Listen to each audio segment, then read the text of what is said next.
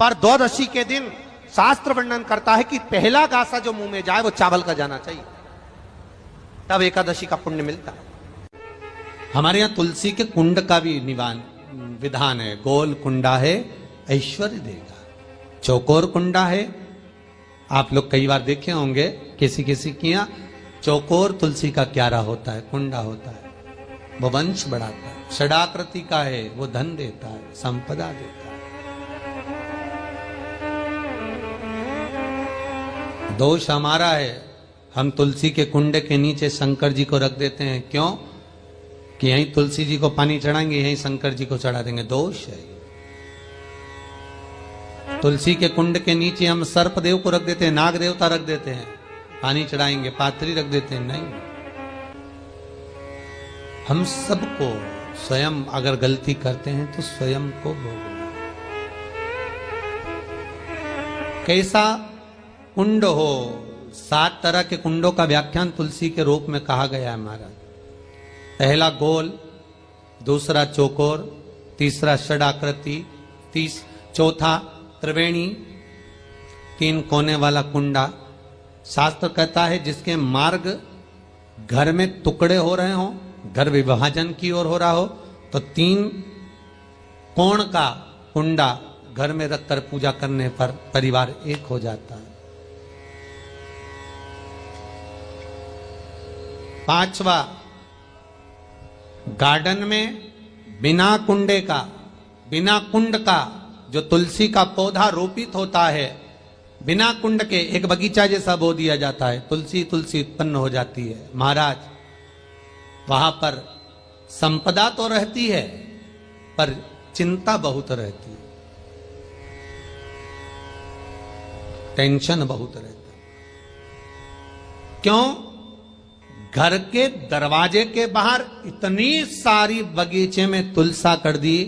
कोई निकल कर जा रहा था, उसने थूक दिया, कोई निकल कर जा रहा था, उसने पानी डाल दिया, कोई श्वान ने, कुत्ते ने, किसी ने, बिल्ली ने गंदगी कर दी, उसका दोष आपको लगेगा। इसलिए कुंड के अंदर तुलसा का वो धन तो देगा, जो तुमने बगीचे में तुलसा लगाई है, गार्डन तुलसा का करा, वो धन तो देगा, संपदा भी देगा, पर चिंता को बढ़ा देगा। 5वां,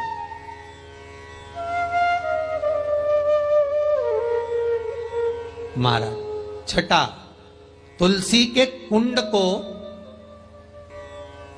3 धार पर लटका कर रखना। कई जगह पर आपने देखा होगा तुलसी का जो कुंडा होता है उसको 3 जो तार होते हैं, 3 जो चेन होती है, उस पे लटकाया जाता है। महाराज विष्णु पुराण उसका भी व्याख्यान करती है।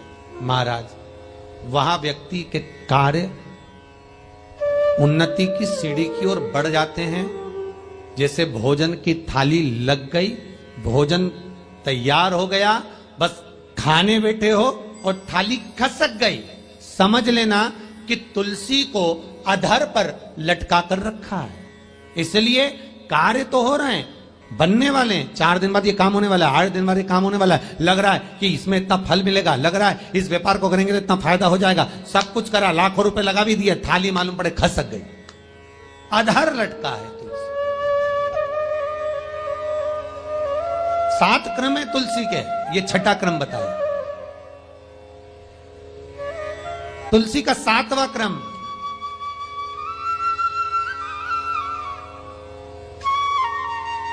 तुलसी का 7वां क्रम है महाराज,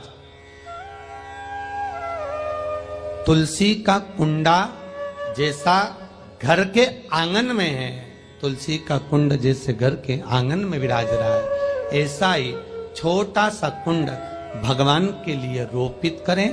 प्रतिदिन भगवान की सेवा करते समय तुलसी का कुंड सम्मुख रखकर उसकी आराधना करना, फिर उस कुंड को वापिस बाहर ले जाकर रखना, फिर दूसरे दिन पूजन के समय पर कुंड को लाकर रखना। हम तो यहां तक कहते हैं, विष्णु पुराण गर्ग संहिता कल्याण का तुलसी अंग यहां तक वर्णन करता है कि आप पूरे साल ये नहीं कर सकते तो कम से कम कार्तिक के महीने में भगवान के सामने तुलसी का छोटा कुंड, चौकोर वाला, गोल नहीं, चौकोर कुंड लाकर भगवान के सामने रखकर छोटा सा कुंड का पूजन कर कर भगवान के साथ उस कुंड को वापस बाहर विराजमान। लक्ष्मी कितनी होती है?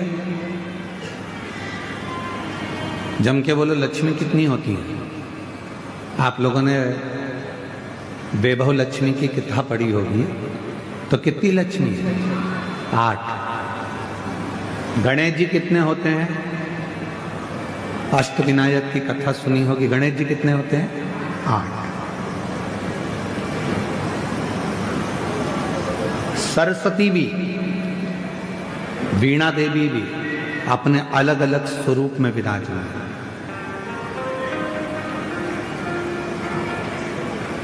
पर कभी मन पर विचार कर कर देखना कि लक्ष्मी 8 हो गई, सरस्वती अनेक हो गई, इंद्राणी बहुत हो गई, पर मां पार्वती अनेकता में नहीं हुई। मां जगत जननी तो एक थी, एक हैं और एक रहेगी। मां पार्वती एक स्वरूप।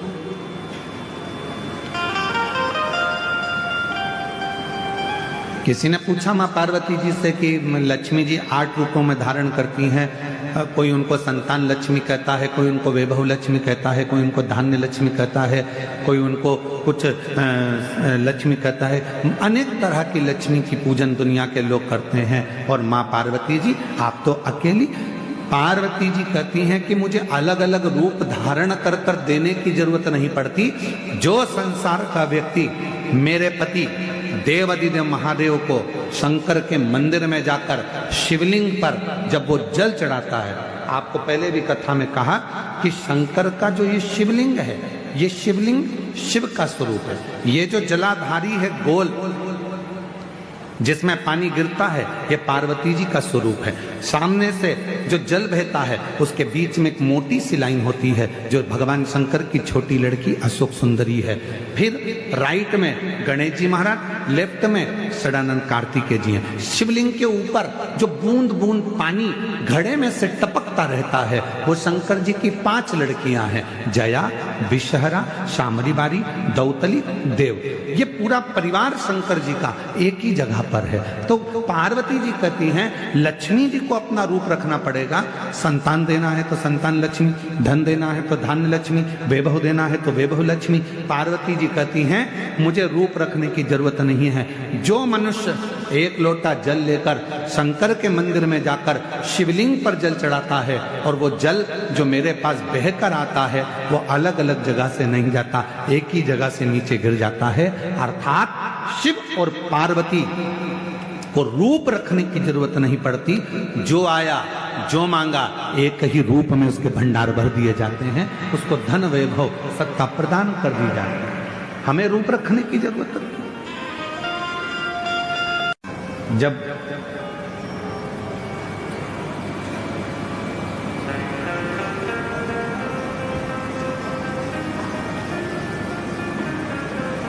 सूर्यदेव, अग्निदेव,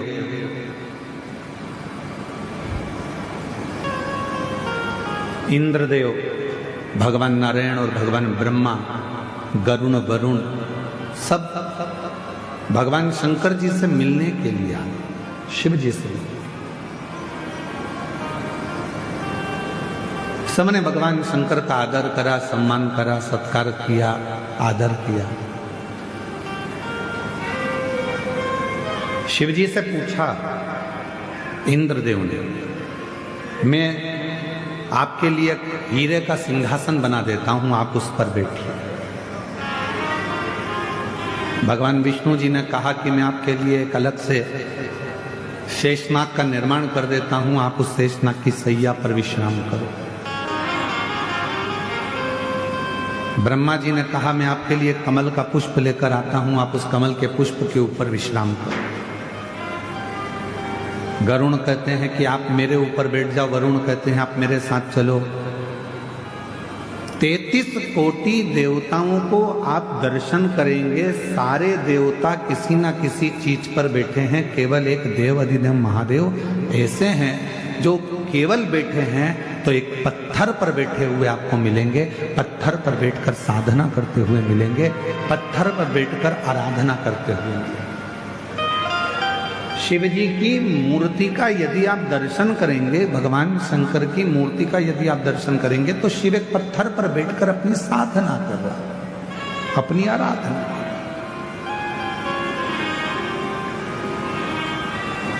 इंद्र जी कह रहे हैं मैं आपके लिए एक सिंहासन बना देता हूं, वरुण जी कह रहे हैं मैं कुछ कर देता हूं, वरुण जी कहते हैं मैं कुछ कर देता हूं। मुझे इसी पत्थर पर बैठना है, जिससे दुनिया के लोगों को ये मालूम पड़ जाए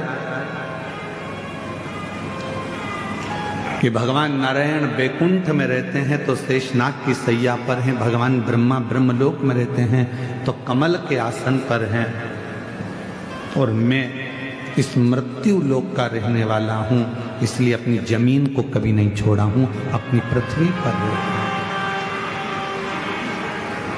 आप कितने भी ऊपर पहुंचो, आप कितनी भी उन्नति की सीढ़ी पर चढ़ लो, आप कितने भी अच्छे सिंहासन पर बैठ लो, आप कितनी भी राजपद प्रतिष्ठा बहुत अच्छा प्राप्त कर लो, आप दुनिया की सारी दौलत प्राप्त कर लो, आपके पास में भगवान कृपा करे कि दुनिया की सबसे महंगी से महंगी गाड़ी आपके पास रहे, दुनिया का सारा धन आपके पास में रहे।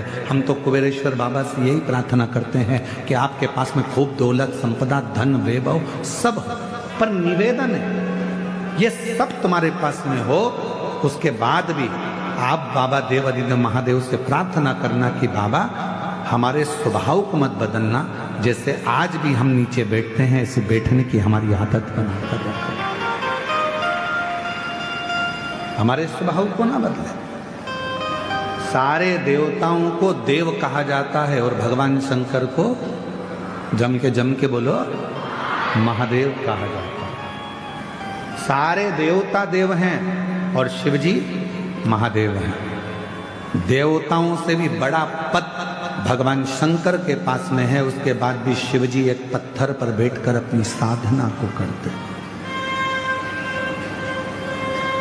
जमीन बड़े, घर बड़े, गाड़ियां बड़े, बंगला बड़े, फैक्ट्री बड़े, यश बड़े, कुर्सी बड़े, पद बड़े, प्रतिष्ठा बड़े, सम्मान बड़े, पर उसमें